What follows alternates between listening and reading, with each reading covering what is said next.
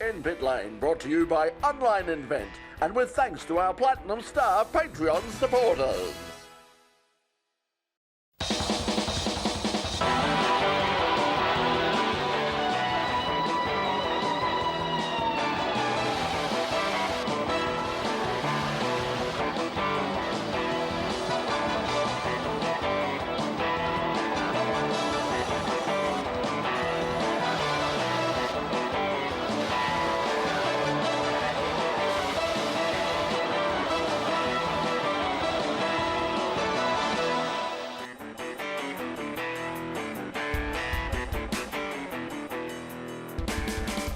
Yes, hello everybody and welcome to another edition of In Pit Lane, coming to you from Grand Prix City, Melbourne. Speaking of the Grand Prix, of course, coming up this weekend down at Phillip Island, it is the Australian Motorcycle Grand Prix. We've got Moto GP, we've got Moto 2, Moto 3. We've also got the Oceania Junior Cup, and joining us a little bit later on in the program will be a local competitor in that particular event. Her name is Ella McCausland. She'll be joining us a little bit later to preview the big event and also to have a chat about motorcycle racing in general. Speaking of, it'll be beautiful noise down there. Speaking of beautiful noise, coming up a little bit later, we've got our band tonight. Our band is iDunno. What, pardon? No, I do know. What? They're called iDunno. Who's on first? Yes, and what's on second? iDunno's on third, and they're also here tonight. And they'll be playing us out a little bit later on in the program. But right now, lots of news. Some of it's just broken as we go to air. Actually, we're going to tell you about it all now in the In Pit Lane Motorsport News.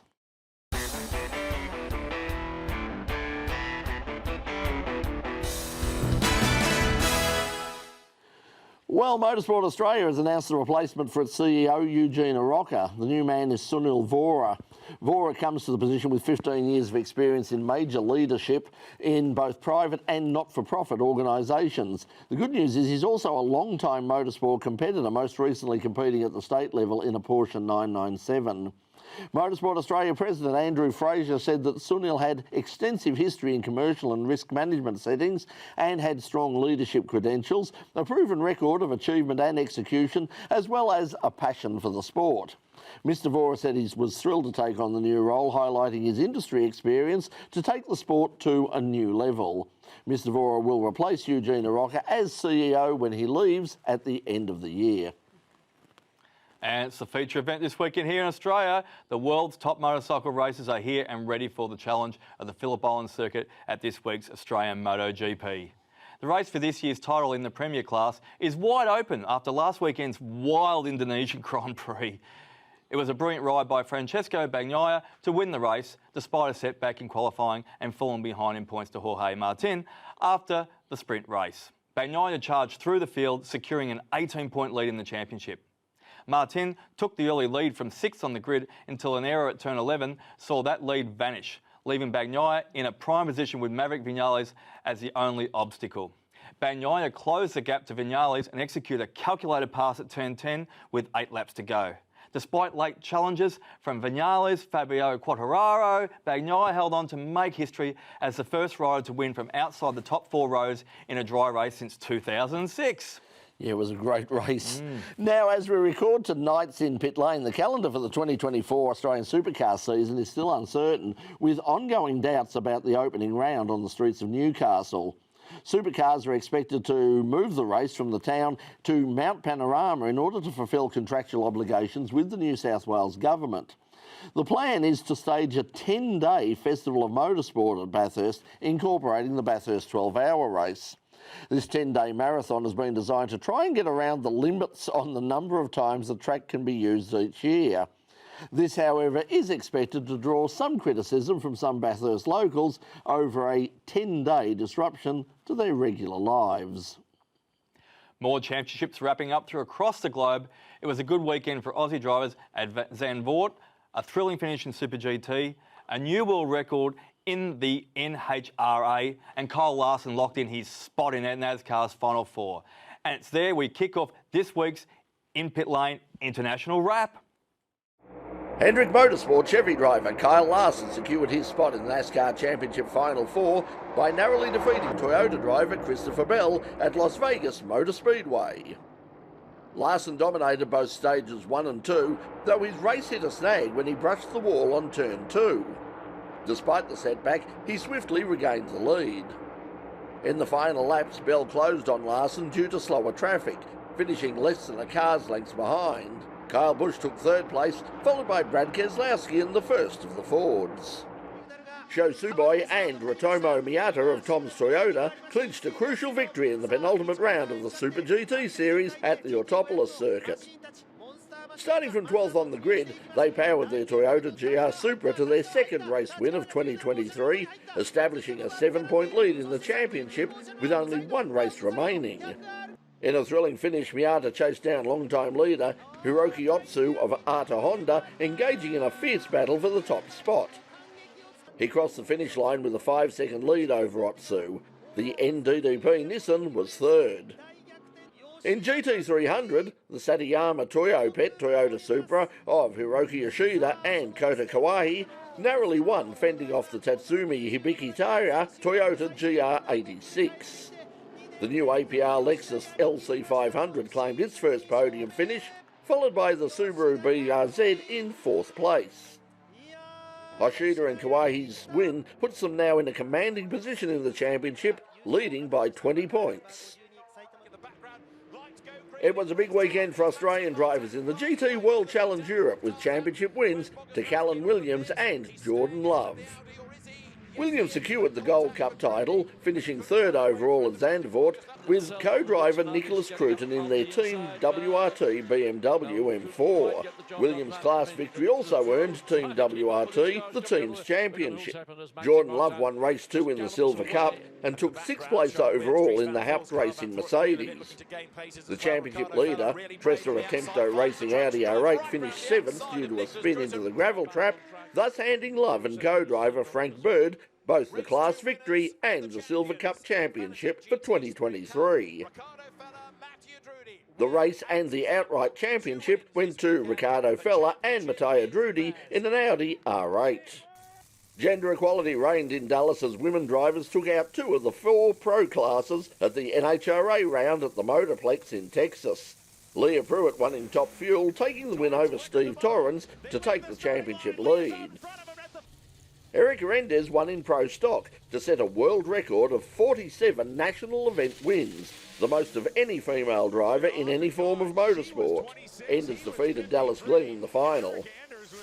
Matt Hagan took the Funny Car Championship lead with a win over veteran driver John Force to give Tony Stewart Racing their first Nitro double, while Gage Herrera continued his incredible run with yet another victory in Pro Stock Motorcycle. Ladies and gentlemen, the 9th win of the season. Yes, an incredible performance by Guerrero there. Now, Meyer-Shank Racing ended its run in the IMSA sports car season in style, taking victory in the 26th annual Petit Le Mans at Road Atlanta. During a full course yellow, one of 13 in the race, the team kept their Acura ARX6 out to gain track position. The move paid off as Colin Braun swept around leader Renger van der Zande on the restart to take the lead and also take the win for him, Tom Blomqvist and Elio Castro Neves. It wasn't quite enough, though, to take the title, with the Cadillac team of Pippo Durrani and Alexander Sims taking out the championship. We're going to take a break now here on In Pit Lane, but when we come back, we're going to be joined by our special guest, young Melbourne motorcycle racer Ella McCausland. Don't go away, we'll be right back.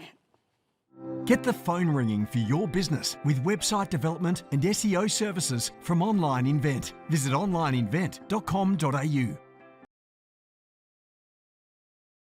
Yes, so if you're watching us on Facebook at the moment, we've got there, and Doc's just wandering in front. That's Doc just wandering in front at the moment. Now he's trying to get us. Too late, Doc. You've stuffed up already. That's it. The career's over. Through. Must say, resignations in the mail. Must say a huge congratulations, or the thank you to, and congratulations to Roy and the team from Online Invent for all their support of In Pit Lane. As I keep saying every single week on the program, we would not be on air if it was not for the support of Online Invent, and we really do appreciate that. I mean, we come in here every week. We love doing this. It's really great to do, but there are costs involved, believe it or not. And thanks to Online Event, we're able to basically keep our head above water and make this relatively affordable. But if you like to get online, do some online marketing, have a website designed, if you're looking to get some custom software built, that's the sort of thing that Online Event can do for you. And as I considered in the past, so often you go to websites, they're out of date, they're in a terrible state, as we're just going. So they're just wandering behind us. That's Ella wandering past us behind there, giving a bit of a wave there. She's going to be with us a little bit later on in the program. But yeah, thank you to Online Event for all of their support. We really do appreciate it, and we thank you for your help for In Pit Lane and also for Channel 31 and of course RMI TV.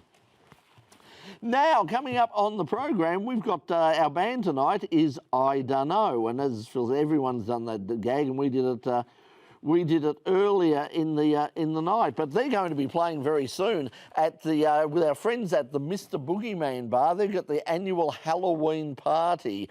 And I saw some footage of this last year. It looked absolutely insane. It looked like a great night out. And I understand. I don't know if Jack's at the Mr. Boogeyman Bar has been told this yet. But I mean, the band, blame the band, because they're saying that if you go in and you mention In Pit Lane, guess what? You will get in for free. Oh. Yes. So Jax, if you're watching, Jez, if Jax has collapsed or anything, by all means, please revive her and apologise. But it's the band's fault. That's usually collapsed with drinks on the house. Yes. So, okay, but yeah, it looks great, and they're playing with a number, but they're headlining the event, and as I said, from last year, it looked absolutely insane. Lots of people dressing up, having a great time. They are. Anyway, this is some of the sort of music you'll be hearing on the night. This is iDunno and Silent Springs.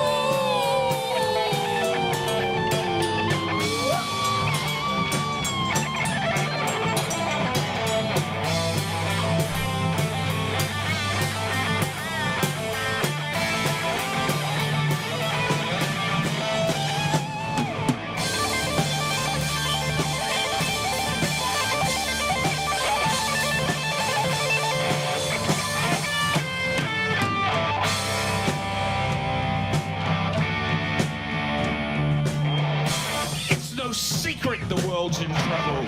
Deep trouble. Look around you from every city war zone. They're the lack of ozone.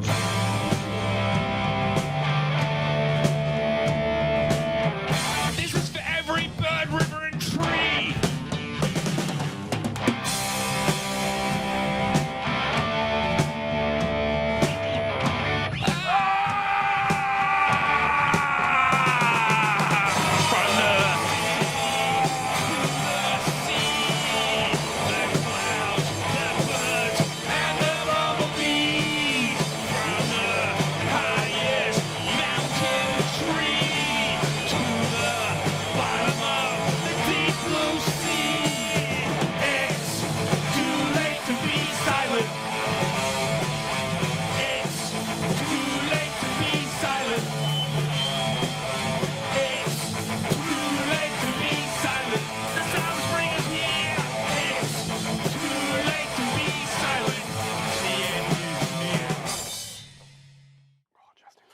Welcome back to In Pit Lane. We're coming up this weekend, of course, down at Phillip Island. It's the big one, the Australian Moto GP. And we've got competitors coming from all over the world. But the next generation, the people who are wanting to follow in the footsteps of people like Jack Miller and all of the stars of Moto GP, will be competing in something called the Oceania Junior Cup. And one of the competitors, local competitor from here in Melbourne, is joining us tonight. Please welcome to the program our special guest, Ella McCausland. Ella, welcome to In Pit Lane. Thank you for having me. It's a pleasure to be here.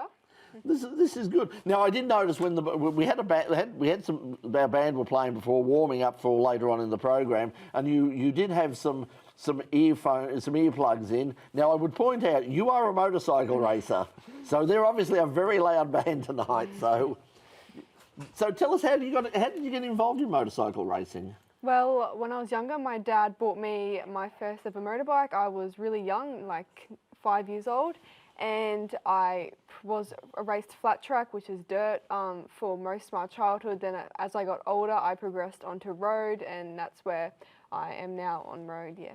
So you fell in love with it, obviously, at a very young age, 5. So you were on the PW50 or something along those lines as well? I started riding when I was 2. Yeah. Oh, really? Dad had you on the bike at 2? Yeah. Because I did a little bit of background, a little bit of checking out, and Dad still rides with you, and you train together already, still on dirt bikes now, don't you? Yeah, we go out onto the motocross track together and we ride together as much as we can, and we go up in the mountains. We go enduro riding when we go on holidays, and that's really fun to go together. So you're teaching him stuff now, not the other way around, I bet. Yes, I am. So is that still the benefit that it used to be? I remember in the days of Wayne Gardner and Kevin McGee and all of those people, a lot of the internationals, well, particularly the European riders, were saying the Australians and the Americans had sort of something of an advantage because they grew up on dirt and they were used to, getting the bike sideways and sliding around and being able to balance in all sorts of conditions. Is that still the case now, or is it has it become more specialised now, where you've sort of got to put aside some of what you learnt on the dirt, and once you get onto the circuit? Well, dirt is a really good starting point. You learn a lot. It's really like you slide a lot, and when you go onto road, you don't really slide, and it teaches you a lot. But you also have to take away some of the stuff that you learnt in dirt, because from experience, sometimes you can get with riding style, you can sit up very straight on the bike because you're so used to dirt, and you do have to separate the two. Yeah. Yeah, you're in a very special class as well, though, too, with the Oceania Cup, Junior Cup, I should say. It's only 20 riders, and you're all on basically the same, the bike, same material. Obviously, you can make some minor adjustments to suit your own needs, heights and different things on that. But you have to be invited into the class, so not just everyone can join you either as well, too. And the usual way of getting into it is they do some testing up at Winton and a little bit more, but you obviously set the world on fire because you got picked up a different way, didn't you? Yeah, well, last year I was riding at Mac Park, which is just a track in Australia, when one of the bosses at Oceania Junior Cup asked if I wanted to do a wild card, and I obviously took up the offer, and I did my first wild card at Morgan Park, and then they invited me to do the rest of the year in Oceania Junior Cup, so I didn't have to try out at Winton or anything. I got really lucky. That's brilliant, isn't it? And of course, as a result of that, this is not your first time this weekend racing at Phillip Island. So obviously it's a very daunting track. I mean, even for the professionals, there's a lot of the top riders, some of them like Valentino Rossi, they absolutely love the joint, but there are others who are not quite so keen. So how do you find Phillip Island, and what's it like on the bikes that you ride? I love Phillip Island. It's such a fast-flowing track, and on the 150, you 6-gear flat most of the track, and it's really fun. You go fast the whole way. It's a lot of speed, and it's an amazing track. I love riding there. You've also done a few other rounds, though. You're not just limited to Victoria. Morgan Park, up in Queensland, New South Wales. I think this is the 5th round of the year, isn't it? Yes, it is. So how did you find going to all the other states and having that living in the suitcase type stuff and putting together weekends? It's not quite easy sometimes. It's really exciting when I hear that my weekend is coming up. I get really excited, but I also fall back at school sometimes. It's really hard to manage school and travelling all over Australia, and it can be really difficult, but I try and manage it. You're getting better at it? Yeah, it's hard, but and as I'm getting older, it's harder to manage, but I make it work, and I love travelling Australia, and I would do it forever. So what are the long-term plans? I mean, as you say, you're at an interesting stage now because you get into a really important part of your education in terms of, and then you've sort of got to make some really big decisions as to which way you go. At the moment, what are your plans? What are you thinking in the back of your mind in terms of over the next couple of years? Well, obviously, every racer's dream is to race internationally, and that's something that we're trying to put together is to do a few races overseas. But obviously, it's not easy with money. It can be really expensive, and we really need to find some sponsors to help us go that step. But something that we want to do is next year is race internationally. But if that's not what happens, we'll just reassess at the end of the year and figure out what we'll do next year. You've got another year though as well too. So with the Oceania Junior Cup, it's years 11 to 16. So you being only 15, at least you've got that in your pocket as well. Next year you don't turn 16 until obviously after January 1st. So you can still do as much of the year if you want as well too, I suppose. Yeah. So that's a good thing as well though too. But yeah, and you get to race around some of the best racetracks around the world here in Australia anyway. Yeah. So what are the options? I mean, what is the next step? I mean, the logical next step. I mean, putting aside sort of like the money situation, all that. If things went according to plan, what would be the next step for you? I mean, what's the next series after this that you could jump into? Well, there's Asia Talent Cup that you can try out for in Malaysia. There's Red Bull Rookies. Those are some steps that a lot of the Australians try and take. And there's also rides overseas where you ride Moto3s, series like that. That would be the next step if you wanted to try and make MotoGP. Now, we can't let you get away because it's really important we hear this. Is for all those young riders out there especially, but the girls, what advice would you give them for starting out like you did? Not all of them get the opportunity to ride a bike at 2 and jump on at 5 and run around the back paddock. What's the best advice you can give them on how to get involved? Well, it can be really daunting. I mean, you're one of the only girls racing. You're always racing against boys. It can be really scary, but I just think it's not scary. Once you start, you can't stop. It's amazing, and I think every girl should give it a go. It's when I started, I was like, oh, like it's a bit scary that all the boys, but then I've just grown to love it and racing against the boys to show that girls are capable of. We might follow more of that up in just a moment. We're going to take a break now on In Pit Lane, but when we come back, we're going to have more from our special guest, Ella McCausland, and also from our band, iDunno. You're watching In Pit Lane on Channel 31 and on the YouTube channel. Don't go away. We'll be right back. If you're going down to Phillip Island on the weekend, if you get the opportunity, you can pop by and say hello to Ella and wish her all the very best. I mean, we've now claimed you, of course. I mean, we have a tendency of doing this, and it's worked out very well, hasn't it? I was looking at some of her stats from late last year, early this year. She's been a bit of a splash. I don't know how much time we've got left in the next segment, Pete. Or by very little time. Very little time, but some of her figures are, you're this close to being the first female rider in the Oceania Cup, Junior Oceania Cup, to actually get a first place. You've got some good top 5 results. I think even when you've been in the top 5, you've all been like within half a second of each other as well too, which is damn close. I'm just confirming. No, she wasn't. Yeah, no, that's all right. No, I've got split there because we're wrong. I'm chatting to Jason in the control room at the moment. No, we don't have a package. I'm just going to read. Yeah, it's been close, there. hasn't We've got graphics. Well, I've got a second, and I did get a first place. Yep. I just the jump start. That's right. Yes. Yeah. We'll talk about that in just a moment when we come back for the show itself, which Pete. We're still working out the timing. Incidentally, just to let people know that over the next few weeks we're working towards the end of the year now. There's a whole other show happening just beside me right now, so it's very confusing. That was earlier on in the season though, so you're probably really. Hello, doing television show here. Hello, nice to see you. Yes. Sorry, motorcycle week. We're a bit distracted. I knew that'd happen. You get another bike person in, and Doc's in a little world of his own. Oh yeah. He's flying off with the pixies. Well, Ella's shirt matches my Ninja as well. Candy lightning blue. 2 minutes. Okay, so we've got. So what we'll do is we'll come back. I've got an announcement to make. So if you entered our competition, we've got some good news for a couple of people coming up in just a moment. They've got some new DJs. Yes, and then we'll have a quick run around between all of us to sort of talk about just a tip Don't for ask the me week. for a prediction. Yeah, tip for the weekend, and then we'll introduce our band. Throw a blanket over them at the moment. Well, you can whatever fantasy you've got, Doc. I mean, we'll leave it at that. I mean, There's just so many. Anyway. Okay, so You've been whenever we're ready, Yeah. Pete. The weekend? Yeah.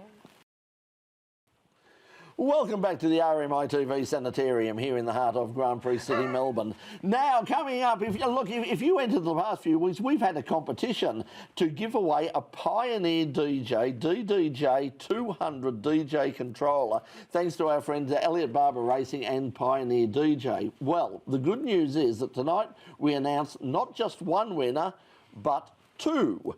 Yes, thanks to Elliott and Pioneer DJ, we have a second unit to also give away, and the winners are Sam Menhennet and Bobby Kouranos. So Sam and Bobby, congratulations, guys. Thanks for entering. We'll be in touch soon to figure out how the hell we're going to get these prizes to you. They'll just be frozen chooks with them. Yeah, I mean, they're bigger than frozen chooks. They're going to cost so much money to put in the Better mail, than the I meat can tell raffle ya. at the pub on Friday night. Way better than the meat raffle at the pub, that's for sure. These are fun things.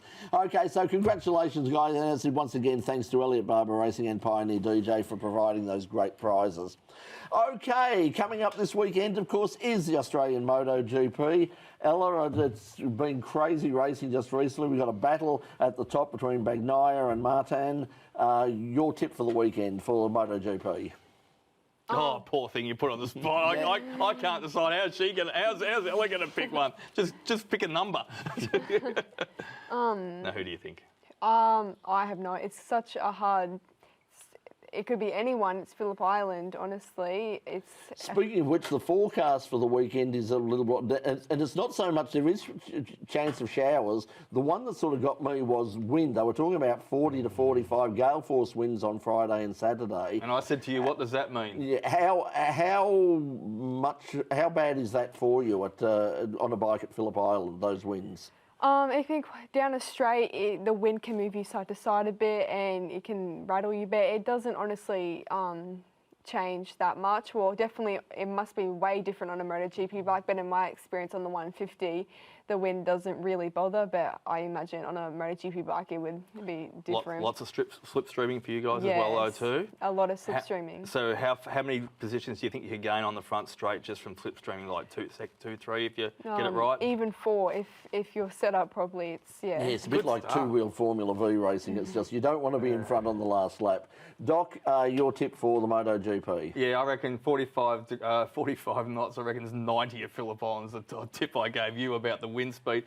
Look, the Pruias have been fast last weekend, but it's a different sort of circuit. So I'm going with the flavour of the month at Martin. I think Bagnaia is just off the boil a little bit. Yeah, Okay, Jorge so Martin. Jorge Martin. I'll go for Pecco. I think that Ducatis are going to be suited down there, and yeah, it's going to be a great weekend. Hey, Ella, thanks for coming in. We really do appreciate it. Good luck on the weekend. We'll be keeping a very close eye out on you over the weekend, and of course for the rest of your career. But for now, thanks for joining us in Pit Lane. Thank you so much for having me. It's been amazing to be here. Pleasure. And thank you for joining us at home. Now, we're going to be joined, to play us out now is our band for tonight. They are called iDunno, and they'll be playing at the Mr. Boogeyman Bar for the Halloween party coming up on October 28th. It's October 28th, Saturday night. And by the way, if you mention in Pit Lane on October 28th, you're going to get in for nothing. That's right, that's there. And if somebody could just pick Jake's up off the floor at the Mr. Boogeyman Bar. But you'll have a great night. Tell Jez he's brilliant. Yeah. So Doc is running off now to grab a camera, and I might do the same in just a moment. But right now, this is our band tonight. This is iDunno and Dissed Off and Married. Good night. I got myself a woman. I got myself a house. I got myself a car.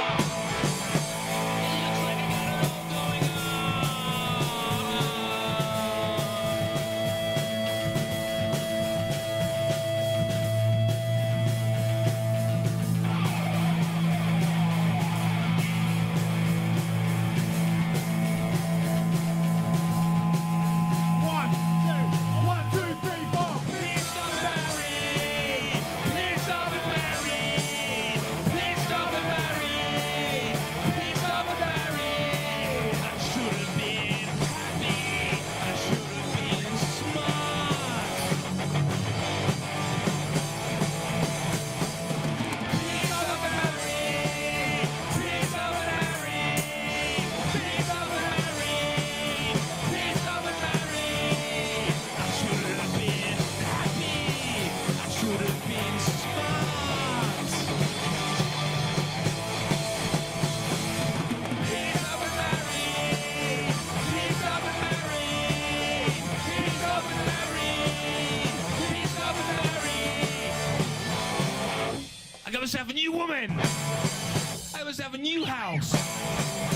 myself a new car.